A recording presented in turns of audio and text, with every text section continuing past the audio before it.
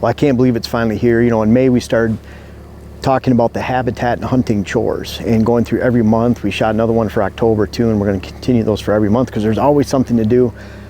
But I can't believe it's already in October. We're actually just 2 days away. October 1st is on Thursday. Great state of Michigan, my home state. They're starting the bow season, and a lot of other states kick in too, and it's just incredible. And with that comes some October hunting rules that you can live by. And they're just simply the rules that you might have some other rules that you follow and that work for you, but these are the rules that have worked for me going back for decades and helped me consistently hone in on those target bucks. I think about 35 target bucks and counting, you know, throughout the years. And I really want to be on track this year, especially with our new Minnesota property and managing Wisconsin and Minnesota. And the first rule, and one of the hunting tips, I'm just going to go through several tips that you can take care of and take advantage of in October.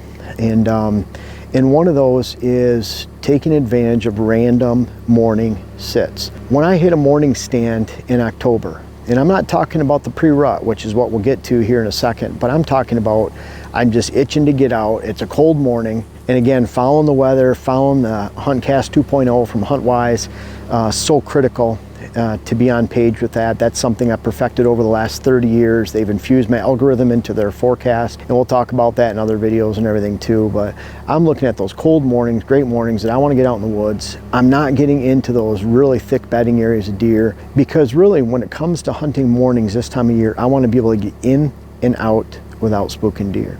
In's a lot of times easy, because the deer are out in these fields. We have alfalfa right here, there's corn back that way, we have our brassicas right here. So if we're coming in a backdoor approach at 200 yards back, then we're getting in and out of that stand without spooking deer in the morning, because they're just simply not there yet, even if it's near a bedding area.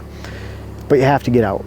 And so when it comes to 10 o'clock, 11 o'clock in the afternoon, I know Dylan, who is filming right now, he sat with his brother this morning. They saw a real nice 3.5-year-old 10-point. It was a cool morning. But by about 8 o'clock, the deer stopped moving. I'm seeing that on my cell cameras too. There's just not much movement after that, because it's not the rut. There's really not a reason for those deer to be moving after that. So you have to be able to get out without spooking deer.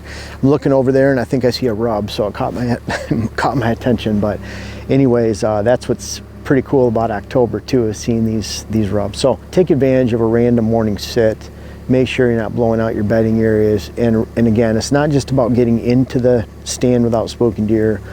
You're not walking through food sources, you're taking that backdoor approach. But how can I get out of that stand without spooking deer? We took advantage of a sit down in what we call the hole last week, Dylan and I. And that was my first sit of the year. We went way down in the middle of 140 acres. And that was the cool thing about it. It was in the middle of the 140 acres. We didn't have to walk through any bedding areas to get there. Bedding areas are around us in certain locations. But we have an area we can slip in and out next to a deep ravine, blow our scent into that deep ravine. We didn't see any deer, and it didn't seem like there's a lot of activity in there, but I just couldn't resist. Some of the areas that I haven't even seen before. So we took advantage of slipping into that stand, knowing that we could get out without spooking deer. And we did. We didn't see anything, you know, no harm, no foul. I got to know the land, I thought, a little bit better by going into there. It confirmed some of the bedding areas where they were. They're not bedding right now down in that area. But again, random morning sit that we can get in and out without spooking deer. Now, a second really main point, you know, whether you're hunting on public land or private land, there's a lot that can be said for maintaining food plots and whatever food source that you're hunting, whether it's a stand of white oaks on an island on public land, a clear cut on public land, a briar top, hardwood regeneration, whatever it might be in your area, especially food plots on private land, the number one attraction that you could ever have. But you're trying to maintain the integrity of those food plots or food sources and not spook them out. The season is very long. You can't afford to spook out these food sources. We're literally sitting 15 feet into this food source. This food source stretches for about 250 to 300 yards that way. It actually goes around the corner. This is as close as I want to get. We're leaving the Kubota running right over there. I want the deer to know we're here, and I want them to hear that diesel. And we're not hunting in this spot anytime soon. And we'll talk about, we actually have a morning stand back there about 150 yards. We'll talk about that in a little bit. But that's actually a stand we can get in and out without spooking deer, and it fits that mold of a random morning hunt. And it'll be a good run hunt too. We have a couple stands back in here that we can take advantage of with a new cell camera and mock scrape that we just added. So really make sure that you don't blow out your food sources early. We created another video about that, about how to ruin your property. Number one way to ruin your property is by spooking out those food sources. You can't afford to do so at any time of the year, let alone when the season's just begun and you have so many weeks of great hunting that'll be right around the corner. Now, number 3, I'm really focusing, if you're a mature buck hunter and you're going after bucks, it's one thing if you're going after does. I actually sit in a lot of times different stands off to the side where I have random doe movement, but highly defined doe movement in a certain area. Random meaning it's off to the side, it's not a part of the rest of the movement. It's something that I can actually tap into, shoot a doe for meat if we want to early. Once it gets into mid-October though, doe rules are I'm not shooting does mid-October, all of November, and I'm starting to shoot them again in December. So I'm laying off because I don't want to intrude on the land, especially on small parcels. You just can't afford to do so. So you're taking those does early and taking that chance, and that's a great time to do so right now in October. But boy, when it gets in later, especially towards the pre-rut, I'm laying off those does and looking for later season opportunities to do so. And you're working on your sex ratios in reverse if you hunt them late. You're just still working on those sex ratios for the next year. It's the same thing whether you shoot that doe early or late, and you're lowering that deer population for next year if you need to. And that's the case here. I'm not really sure we need to shoot any does. I'm not seeing a lot of does. We're seeing almost more bucks than does. That's typical of this area. We have some giant properties near us. They're holding the huge doe factories, so we take more of the bucks. I don't think that's a bad thing. Speaking of bucks, October, great time to really search and hunt your core bucks. Meaning if you're a mature buck hunter, you're focusing on those core bucks. You have bucks that are in and around shooting hours, and like tonight, Kermit, he's around in a couple areas, big buck that we have. Diane and I are hunting for him tonight because we just had a major cold front drop, about 15 degrees, very high scoring on the HuntCast 2.0 from Huntwise. And so it's time to go hunt tonight, and this is our first really serious hunt of the night, or hunt of the year. And it's taking place actually September 28th, but boy, Friday of this week, October 2nd, we have another giant front. You can bet we'll be hunting then. And then and beyond, we're hunting that roller coaster of weather. But I'm really focusing on those core bucks that I know should be around here. We see that they're around here. We're getting pictures of them. We're seeing sign pop up in areas where they should be, rubs and scrapes, big tracks, whatever you're going by. But I'm really looking for some type of indication that they're here, and then I'm going in and taking a chance on them. But I'm taking a chance on a night like this where it's cold. We have that front coming through. And that leads into something I'm really focusing on. I call them October feeding fronts. I've called them October feeding fronts for the last 10 to 12 years as I've been making weather predictions for people to hunt on my Facebook page, in my articles, and now on YouTube. In my book, my last book, All Weather Whitetails in 2018, it detailed all of these steps. But those October feeding fronts are critical. And when I'm focusing on those October feeding fronts, I'm looking for change. And so change that's physical, change that you can touch, that you can feel. I'm looking for change in wind direction, change in wind speed, dropping in wind speed. I'm looking for major weather patterns to shift out. Tonight we have dropping winds, big temperature change, and those deer respond to that change. A lot of times when the winds are volatile, when the weather's volatile, those deer are hunkered down in their bedding areas, they're missing quality feedings, they're not out in the fields like they should be with those high winds, and so they're really developing some hunger pains over that time. And they're developing some hunger pains, so when the system clears and the conditions clear, those deer, especially those bucks this time of year, they're not moving typically when it's 35-mile-an-hour winds unless it was just 60. And they've noticed that big change in the weather, it's cleared out, they might move at that 35, but typically these storms are coming through at 20. This one's topping out at 22 to 25-mile-an-hour gusts, and you can bet when it drops down to 10-mile-an-hour gusts this evening and more sustained winds of 6 to 8 miles an hour, those deer are going to be moving. They're going to put the feed bag on. They're not out in those harsh winds. There's been clearing conditions, and that's what I call those October feeding fronts. Those bucks are really not cruising around during the daytime hours looking for does because it's not the pre-rut yet. That's later at the end of October. Right now, they're looking to put the feed bag on quality feeding opportunities. Look for the shady side of food plots, maybe a white oak stand or an apple trees on the way to a food source, maybe on the way to a clear cut on public land, and those are the areas I really like to focus on. But I'm focusing on those core bucks, I'm focusing on those October feeding fronts. Ride the roller coaster of these weather patterns, and they're gonna pay off big time. You might have that random chance in the morning, but always make sure that you're getting in and out without spooking deer. Now, talking about these October feeding fronts, these random morning hunts, but man, things get serious towards the end of October. And you could say in southern Wisconsin, southern Minnesota, over into southern Michigan, over into northern Pennsylvania, southern New York, and that line. And then about a week to 10 days later, if you go a state or two south, whether that would be Oklahoma, over into Tennessee, West Virginia, but you're really looking for that pre-rut to begin sometime during the last 10 days of October if you're up in these northern settings, or early November. And you're not looking for actual rutting activity to take place, although there's always that random doe that's being bred, but you're looking for rutting activity to take place. A surefire way to know that the pre-rut's beginning in your area is when bucks start hitting the water holes at mid-morning, middle of the day. At times they're otherwise not hitting because they're back in their bedding areas, but when the pre-rut's on, they're moving a lot more, they're exerting a lot more energy, and it's cool out, they're actually going to hit the water a lot more than when it's warm. If it's warm and 80 degrees on October 22nd around here, those bucks are staying back in their bedding areas. But if it's 42 degrees for a high on October 22nd, you can bet they're going to hit the water holes. And if you have cameras on your water holes near your stand locations, you don't want to ever have a water hole that's not by one of your bow hunting stand locations, let alone a camera. I like a camera on those water holes. Almost all my cameras are by stand locations. So I can not only keep track of what's going on in my stands, but I can also remove those cards if they're non-cellular, like our renders that we use when I actually hunt the stand or hunt a stand nearby.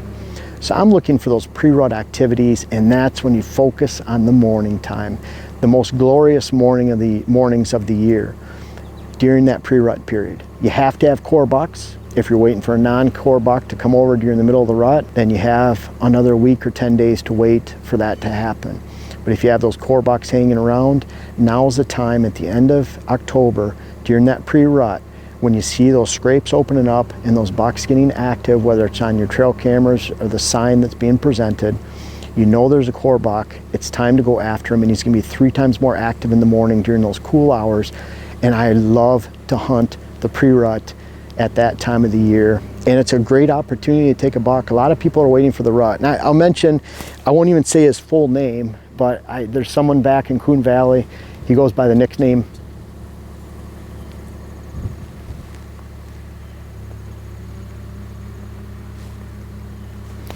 Well, I guess we spooked this food plot out.